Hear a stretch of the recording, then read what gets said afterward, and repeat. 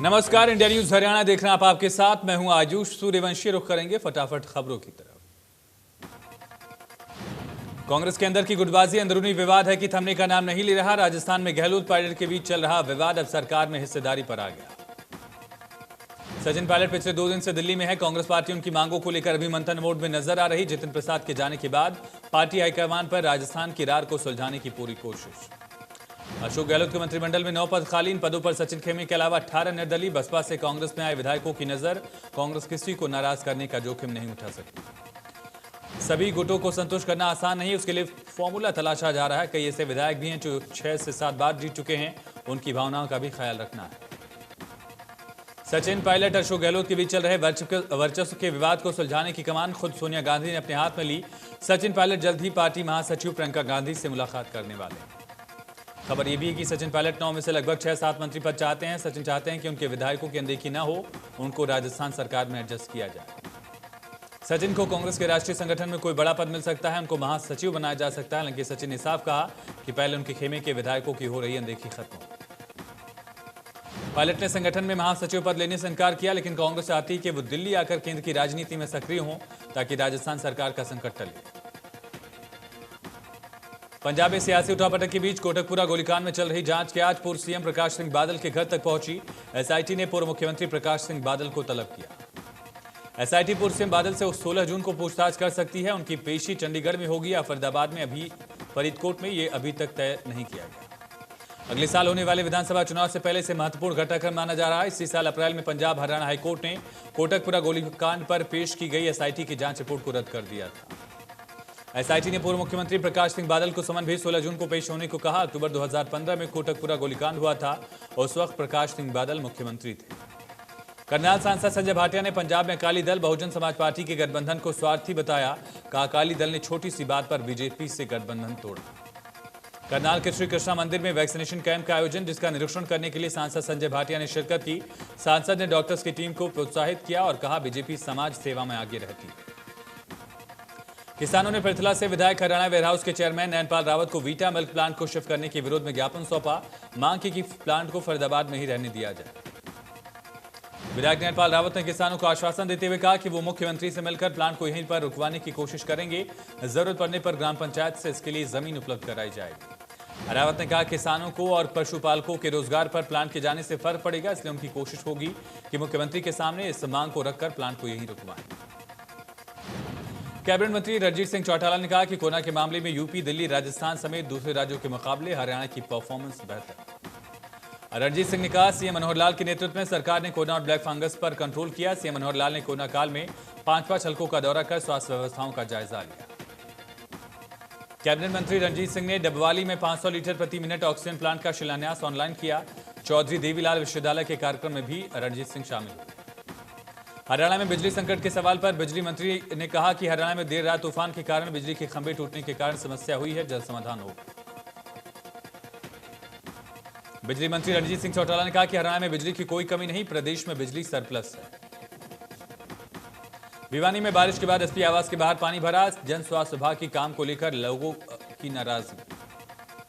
SP आवास के बाहर कुछ दिन पहले डिस्पोजल लाइन डाली गई थी, लेकिन कनेक्शन न होने के चलते जलभराव हुआ। लोगों का कहना है कि जब अधिकारियों का यह हाल है तो आम जनता का क्या। सिरसा में मूसलाधार बरसात से शहर के कई इलाकों में जलभराव, वाहन चालकों को दिक्कत, ज्यादातर चौक चौराहों पर जलभराव। कालावली में आसमानी बिजली का कहर। आसमानी बिजली गिरने से 20 भेड़ बकरियां मर गई। रोजाना की तरह भेड़ बकरियों को चराने के लिए खेत में लाया गया था। फतेहाबाद में दूसरे दिन भी तेज हवाओं के साथ जोरदार बारिश, लोगों को भीषण गर्मी से राहत, लेकिन शहर में कई जगह पर जलभराव। तेज बारिश के कारण शहर की तमाम सड़कें तालाब में तब्दील। धर्मशाला रोड फिर जलमग्न हुआ। यहां काफी समय से पानी की निकासी के लिए प्लानिंग की जा चुकी है, लेकिन समस्या का समाधान नहीं हुआ। प्रशासन ने जेसीबी मशीनें भेजी और चिल्ली झील में डलने वाले गंदे पानी को रोकने के लिए बनाए गए तटबंधों को तोड़ा, जिसके बाद जवाहर चौक इलाके में जमा बरसाती पानी चिल्ली में गया और लोगों के घरों में घुसा पानी निकल सका। सोनीपत के रोहतक रोड पर एनएचआई के जेई ने जेसीबी से पानी निकासी के लिए फैक्ट्री के सामने गड्ढा खोद दिया, जिसके कारण फैक्ट्री मालिक ने 100 नंबर पर पुलिस को बुलाया और काम को रुकवाया। नगर निगम की लापरवाही के चलते फैक्ट्री में गंदा पानी कई फुट तक भर जाता है। गंदा पानी ओवरफ्लो होकर एनएचआई के रोड पर जमा हो जाता है। इसको लेकर एनएचआई ने पानी निकासी के लिए गड्ढा खोदने की कोशिश की। सरकार एचआईवी मरीजों की पेंशन योजना लेकर आई, जिसके तहत एचआईवी के मरीजों के नए खाते खोलकर उनके खाते में सीधे 2250 रुपए पेंशन के रूप में ट्रांसफर होंगे। सोनीपत में 1018 एचआईवी पॉजिटिव हैं मरीज, जिनकी दवाइयां लगातार अलग अलग सेंटर से चल रही हैं। जिन लोगों ने बीच में दवाई छोड़ दी और फिलहाल दवाई नहीं ले रहे हैं, उन्हें मदद राशि नहीं मिलेगी। कोविड में टेस्टिंग प्रभावित न हो, इसके लिए जिला स्वास्थ्य विभाग अपनी टेस्टिंग प्रक्रिया में बढ़ोतरी करा। साथ ही विशेष कैंप ट्रक यूनियन और जेल में भी लगाए जा रहे हैं। भिवानी में नाइट डोमिनेशन अभियान के तहत एसपी अजीत सिंह शेखावत सड़कों पर उतरे, चौक चौराहों का दौरा किया, लापरवाह दिखे पुलिसकर्मियों को लताड़ा। एसपी ने कहा, नाइट डोमिनेशन अभियान के तहत औचक ड्राइव चलाया गया है। इसका मकसद आपराधिक वारदातों पर अंकुश लगाना, पुलिस कर्मचारियों की कार्यशैली को जांचना है। भिवानी में महिला पुलिस कर्मचारियों ने अधिकारियों के नेतृत्व में चौक चौराहों पर वाहनों की चेकिंग की, लोगों को ट्रैफिक नियमों का पाठ पढ़ाया। करनाल में कोरोना महामारी के प्रकोप से बड़ी संख्या में बच्चों के सिर से मां बाप का साया उठा। जिला बाल कल्याण समिति की रिपोर्ट के मुताबिक 102 बच्चे अनाथ हो गए हैं। करनाल जिला बाल कल्याण समिति चेयरमैन ने अपील की है कि ऐसा बच्चा किसी के संपर्क में आता है तो उसको बाल कल्याण समिति के कार्यालय पहुंचाएं या फिर हेल्पलाइन नंबर 1098 पर जानकारी दें। सिरसा के भावनदीप टोल प्लाजा से वाहनों का काफिला टिकरी बॉर्डर के लिए रवाना। इसके लिए पहले भारी तादाद में किसान खुइयां टोल प्लाजा डबवाली से होते हुए भावदीन टोल प्लाजा पर जुटे। किसान नेताओं ने कहा, सरकार ने कृषि कानून लागू कर किसानों के लिए डेथ वारंट जारी कर दिया था, लेकिन किसानों ने इसका ऐसा मुंहतोड़ जवाब दिया कि सरकार की चूलें हिल गई। लाखों की संख्या में किसान दिल्ली के बॉर्डर पर डटे हैं। हजारों वाहनों में सवार किसान टिकरी बॉर्डर के लिए रवाना, सरकार को सीधी चेतावनी। किसानों ने कहा, जब तक कानून वापसी नहीं, किसानों की घर वापसी नहीं। किसानों की एकजुटता इस बात का सीधे तौर पर प्रमाण है कि सरकार को हर हाल में झुकना पड़ेगा। सोनीपत के मोहाना थाना क्षेत्र में गांव जाजी में संदिग्ध हालात में 20 दिन पहले एक लड़की गायब हुई। मामले में पुलिस पर कार्रवाई न करने का आरोप। ऐसे में एसपी दफ्तर के घेराव का गांव वालों ने ऐलान किया। गांव वालों का कहना है कि अगले 2 दिन तक पुलिस प्रशासन अगर कोई कार्रवाई नहीं करता तो उसके खिलाफ बिगुल बजाते हुए एसपी कार्यालय का घेराव किया जाएगा। 24 मई की शाम को जाजी गांव से लड़की लापता हुई थी। परिजनों ने मोहाना थाने में खबर दी। पुलिस ने लड़की के भाई के बयान पर केस दर्ज किया। नारायणगढ़ उपमंडल के बपौली गांव में जमीन विवाद को लेकर 2 पक्षों के झगड़े में 54 साल के शख्स की चाकू से मारकर हत्या। पुलिस को दी शिकायत में मृतक जसवंत सिंह ने भतीजे ने कहा कि करीब 2 महीने पहले सरकार के आदेश पर जमीन की कंप्यूटराइज्ड निशानदेही हुई थी। उस समय की निशानियां फसल कटाई के समय मिट गई। दोबारा निशानदेही कराने को लेकर खेतों पर पड़ोसी कर्म सिंह के साथ विवाद हो गया। कर्म सिंह के बेटे सोनू और सोहन पर चाकू से हमला करने का आरोप। वारदात के बाद आरोपी फरार। मामले में पुलिस ने 3 टीमों का गठन किया। थाना प्रभारी ने बताया कि जल्द आरोपियों को गिरफ्तार किया जाएगा। नूह में जमालगढ़ के रहने वाले जुनैद की मौत के बाद बवाल में पुन्हाना पुलिस ने 8 लोगों को गिरफ्तार किया। 200 से ज्यादा लोगों पर केस दर्ज। पुलिस ने सरकारी काम में बाधा डालना, पुलिस टीम पर हमला करना, सरकारी संपत्ति को नुकसान पहुंचाने समेत कई धाराओं में मामला दर्ज किया। 8 गिरफ्तार आरोपियों को कोर्ट में पेश किया गया। पुन्हाना थाना प्रभारी के मुताबिक 12 जून को जुनैद की मौत के बाद कुछ लोगों ने जुनैद के शव को पुन्हाना अनाज मंडी के पास सड़क पर रखकर रोड जाम कर दिया था।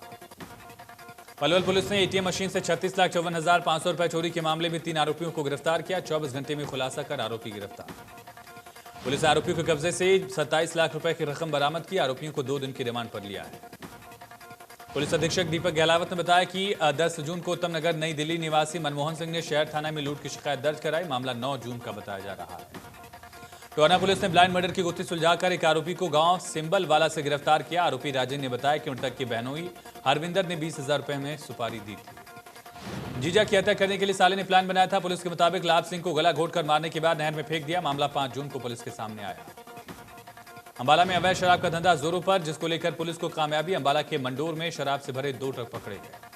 पुलिस को गुप्त सूचना मिली, जिसके बाद पुलिस ने अवैध गोदाम पर छापा मारा तो बाहर से शटर बंद मिले, लेकिन अंदर जाने पर गोदाम के अंदर 2 शराब के अवैध ट्रक मौजूद पाए गए। कोसले में संदिग्ध हालत में युवक ने ट्रेन के आगे कूदकर जान दी। युवक की उम्र 25 साल। पुलिस ने शव को कब्जे में लेकर सरकारी अस्पताल में रखवाया। कैथल पुलिस ने अपहरण की गुत्थी सुलझाई। एसपी ने बताया कि 3 अपहरणकर्ताओं को गिरफ्तार कर उनके कब्जे से 2 लोगों को रिहा करवाया गया। शिव कॉलोनी से ड्राइवर क्लीनर का अपहरण हुआ था। रिहाई के एवज में 1 लाख रुपए की मांग की गई थी। मामले में पुलिस ने कामयाबी हासिल की। कैथल में बैंक के सामने 9,80,000 रुपए की लूट मामले में 3 आरोपी गिरफ्तार। आरोपियों में पीड़ित युवक भी शामिल है, जिसके साथ लूटपाट की वारदात हुई। बताया जा रहा है युवक की इस पूरी वारदात का मास्टरमाइंड निकला, जिसने खुद के साथ लूटपाट करने का ढोंग रचा। कैथल के एसपी ने जानकारी दी। युवक को ऑनलाइन लॉटरी खेलने की लत लग गई थी। उसे काफी नुकसान हुआ था। उसने कई जगह से लोन ले रखा था, इसलिए नुकसान पूरा करने के लिए खुद ही योजना बना डाली। भिवानी में मामूली बारिश ने प्रशासनिक इंतजाम की पोल खोली। बीटीएम चौक के इलाके में बारिश के बाद सड़क धंसी, गहरा गड्ढा बन गया। यहां कुछ दिन पहले सीवर लाइन डाली गई थी। सोना में आसिफ हत्याकांड को लेकर सद्भावना सभा का आयोजन, कमेटी गठित की गई। कमेटी मामले में निर्दोषों को बचाने की कोशिश करेगी। सद्भावना सभा में कहा गया कि मेवात में असामाजिक तत्व पूरी तरह से अन्याय कर रहे हैं, जिसके लिए समाज को एकजुट होने की जरूरत, दोषियों को बचाया नहीं जाएगा।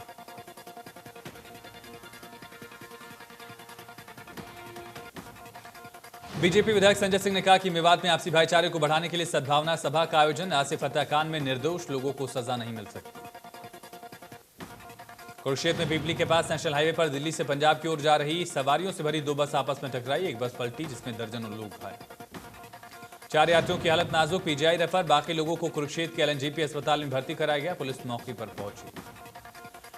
बस में बैठे एक यात्री के मुताबिक सड़क पर एक ऑटो खड़ा था, जिसके चलते ड्राइवर ने बस को रोक लिया, लेकिन पीछे से आ रही दूसरी बस ने टक्कर मारी। बस बलरामपुर यूपी से लुधियाना जा रही थी। गुरुग्राम में महाराणा प्रताप जयंती के मौके पर कार्यक्रम। बीजेपी नेता नवीन गोयल ने कहा कि महाराणा प्रताप के जीवन से हमें बहुत कुछ सीखने को मिलता है।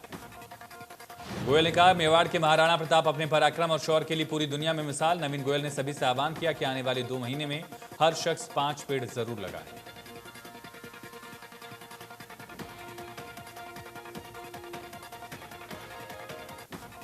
अंबाला में मेगा वैक्सीनेशन ड्राइव चलाई जा रही है। शहर में 20 वैक्सीनेशन सेंटर बनाए गए।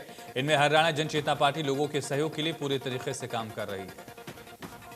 अंबाला में पंडित केदारनाथ शर्मा अस्पताल और चैरिटेबल ट्रस्ट की ओर से 20 वैक्सीनेशन सेंटर पर 40 रिक्शा का प्रबंध किया गया, जो लोगों को घर से वैक्सीनेशन सेंटर तक लेकर आ रही हैं और घर छोड़ रही हैं। पूर्व केंद्रीय मंत्री विनोद शर्मा, अंबाला नगर निगम की मेयर शक्ति रानी शर्मा ने लोगों की मदद के लिए कदम उठाया ताकि लोगों को किसी तरह की दिक्कत का सामना न करना पड़े, लोग वैक्सीन ले सकें। पंचकुला में कोरोना से एक मरीज की मौत। जिले में कुल 363 मरीजों की अब तक मौत। 24 घंटे में जिले में 7 नए केस मिले, सीएमओ ने की पुष्टि। हरियाणा पुलिस में तैनात सब इंस्पेक्टर दिलीप सिंह ने कोरोना से जागरूकता को लेकर एक सॉन्ग जारी किया, जिसमें प्लेबैक सिंगर से लेकर एक्टर तक खुद बने। सॉन्ग के जरिए सब इंस्पेक्टर दिलीप सिंह ने जनता से अपील की कि मुश्किल और संकट की घड़ी में पुलिस का साथ दें। पुलिस उनके साथ है, लोगों को भी पुलिस का साथ देना चाहिए। पंजाब और दिल्ली पुलिस के बाद हरियाणा पुलिस का ये लोगों के दिल जवान जीत रहा है। उनका कहना है कि दिल्ली और पंजाब पुलिस के जवानों से ही उन्हें यह सब प्रेरणा मिली है। करनाल में पुलिस के डिटेक्टिव स्टाफ ने बंदूक के बल पर लोगों के साथ लूटपाट करने वाले 4 बदमाशों को काबू किया। ये बदमाश प्रदेश के कई हिस्सों में वारदातों को अंजाम दे चुके हैं। पहले बदमाशों ने तरावड़ी मंडी के आरती के साथ 3.5 लाख की लूटपाट की थी। लुटेरों के पास से देसी पिस्टल, चोरी की मोटरसाइकिल बरामद। खुलासा हुआ कि आरोपी छीना झपटी की वारदात को अंजाम देने से पहले रेकी करते थे। जैसे ही मौका मिलता तो पिस्टल के बल पर डरा धमकाकर वारदात को अंजाम देते। दिल्ली में कोरोना संक्रमण के मामलों में लगातार कमी आने के बाद लॉकडाउन में राहत मिलनी शुरू, कई गतिविधियों से रोक हटाई गई। मुख्यमंत्री अरविंद केजरीवाल ने रविवार को कहा कि अर्थव्यवस्था को पटरी पर लाने के लिए धीरे धीरे एक्टिविटी शुरू की जा रही है। अनलॉक 3 के तहत दिल्ली में कई पाबंदियों में ढील। दिल्ली में शॉपिंग मॉल्स और बाजार के लिए ऑड इवन का फॉर्मूला खत्म। सोमवार से 1 हफ्ते तक हर रोज सुबह 10 बजे से रात 8 बजे तक खुले रहेंगे। रेस्टोरेंट खोलने की इजाजत होगी, लेकिन अभी सिर्फ 50% कैपेसिटी। 1 हफ्ते के लिए ट्रायल बेसिस पर, अगर मामले बढ़े तो फिर पाबंदी लगेगी। सरकारी दफ्तर में 100% अधिकारी, बाकी कर्मचारी 50% क्षमता के साथ काम करेंगे। प्राइवेट ऑफिस में 50% कैपेसिटी के साथ 9 से 5 बजे तक काम करेंगे। दिल्ली में वीकली मार्केट खुल सकेंगे, लेकिन एक जोन में एक ही दिन में एक ही वीकली मार्केट को खोलने की इजाजत। स्कूल, कॉलेज, कोचिंग इंस्टीट्यूट बंद रहेंगे। सामाजिक, धार्मिक, राजनीतिक गतिविधियों पर रोक रहेगी। Gym, public park, yoga institute भी बंद। धार्मिक स्थल खुलेंगे, लेकिन आम लोगों के जाने पर मनाही। शादियां मैरिज हॉल, गार्डन या बैंकेट हॉल जैसे पब्लिक प्लेस में नहीं होगी। घर या कोर्ट में होगी और उसमें 20 से ज्यादा लोग नहीं आएंगे। मेट्रो और बसों में 50% कैपेसिटी रहेगी। Public transport, auto, e rickshaw चालू रहेगी, लेकिन इसमें भी सोशल डिस्टेंसिंग के लिए यात्रियों की संख्या कम। पीएम नरेंद्र मोदी ने G7 की मीटिंग को संबोधित किया। कोरोना महामारी के दौर में दुनिया की 7 बड़ी आर्थिक शक्तियां G7 समिट में हिस्सा ले रही हैं। पीएम मोदी समिट में वर्चुअली शामिल हुए। अयोध्या में श्री राम जन्मभूमि तीर्थ क्षेत्र ट्रस्ट की खरीदी गई जमीन पर उठे सवाल। घोटाले का आरोप, पूर्व विधायक और सपा सरकार में राज्यमंत्री रहे तेज नारायण पांडे ने उठाए सवाल। आरोप लगाया कि 2 करोड़ में जमीन का बैनामा हुआ। उसी दिन फिर 18.5 करोड़ में एग्रीमेंट हुआ। एग्रीमेंट और बैनामा दोनों में ही ट्रस्टी अनिल मिश्रा और मेयर ऋषिकेश उपाध्याय गवाह। 18 मार्च 2021 को ही करीब 10 मिनट पहले बैनामा भी हुआ, फिर एग्रीमेंट हुआ। जिस जमीन को 2 करोड़ में खरीदा गया, उसी जमीन को 10 मिनट बाद 18.5 करोड़ में एग्रीमेंट क्यों? मंदिर के नाम पर जमीन खरीदने के बहाने राम भक्तों को ठगा जा रहा है। यह भी दावा किया कि जमीन खरीदने का सारा खेल मेयर ट्रस्टी को मालूम था। पूरे मामले की सीबीआई जांच की मांग।